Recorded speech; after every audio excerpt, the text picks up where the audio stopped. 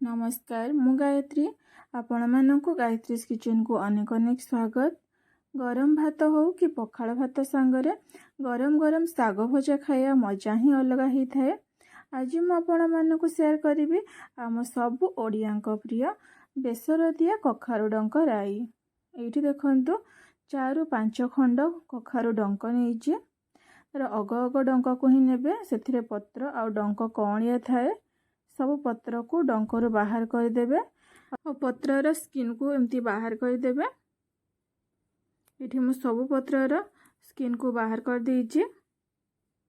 Dunker भी एमती skin को बाहर करदेवे। आ डंक को एमती छोट छोट पीस रे काटी देवे। ये कखारु सागरे बहुत हेल्थ बेनिफिट्स अच्छे। एथिरे विटामिन ए, कैल्शियम आ आयरन अच्छे। ये साग खाइले आखिर पावर को भल रखे और स्किन और हेल्थ भी मध्य भल रुहे। मझे मझे ये साग को भाजिकी खातु। हेल्दी सांगरे बहुत टेस्टी भी लगे। ये मु फाड़े बोईतालु नहीं। बोईतालुर चोपा को चांची छोट छोट पीस रे काटी नेबी। आपन को जदि चोपा पसंद ताहले चोपा को बाहर करिवेनी। बोईतालु साग को सब बड़े धोईकी नहीं काटिबे। काटी सारिकी धोइबेनी नले सागरु बहुत पानी बाहरे।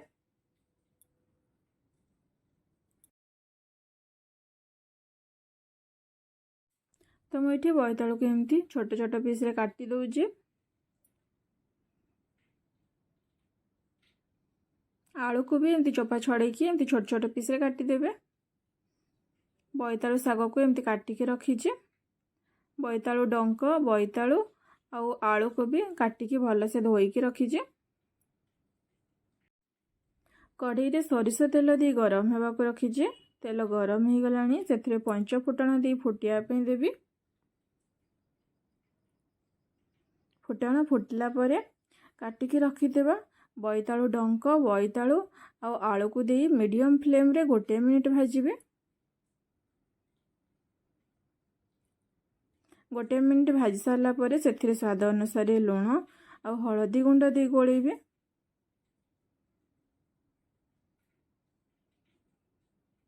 आ कवर करके कुखाया पे देबे। तो ता भितर आमे बेसर मसला तैयारी करिबा।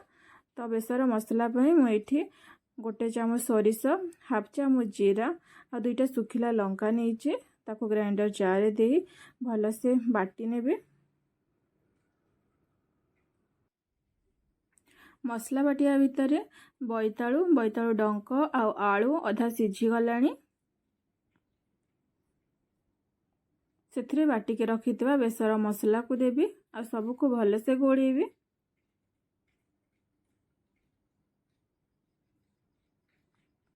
आ कवर करिके परिवारे मसला भल से भाजी हेबा पई देबी।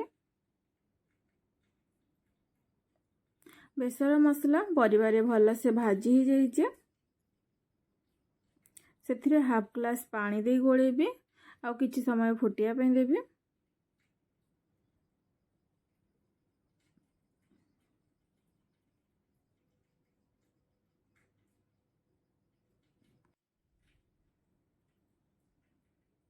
परिवा मसला रे फुटिया भितर परिवा भल से सिझी गलानी। बोईतालु आलू डंक भल से सिझी जाइछे। सेतिरे धोईके रखिथिबा साग को दे भल से गोळेबे और मीडियम फ्लेम रे पानी सुखिया जाए भल से भाजिबे।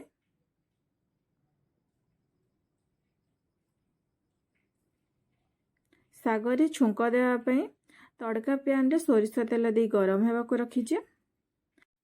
तेल गरम हो गलानी। सेथिरे 5 फुटण दे फुटिया पे देबे। चुना चुना कटा पियाज आ रसुण को दे भाजिबे।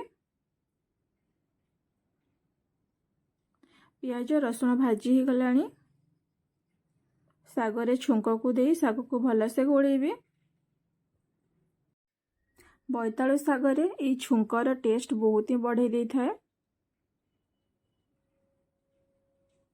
तो छुंक को दे एमती साग को भल से गोळेबे। गरमा गरम कखारु डंक राई बा बोईतालु डंक बेसर पूरा पूरी रेडी ही जाइछे। आपण मध्य ई रेसिपी को घरे प्रस्तुत करंतु और केमिति लागिला मते कमेंट लिखि निश्चय जणांतु। वीडियो भल लगे लाइक शेयर और सब्सक्राइब करने को जमा भूलें।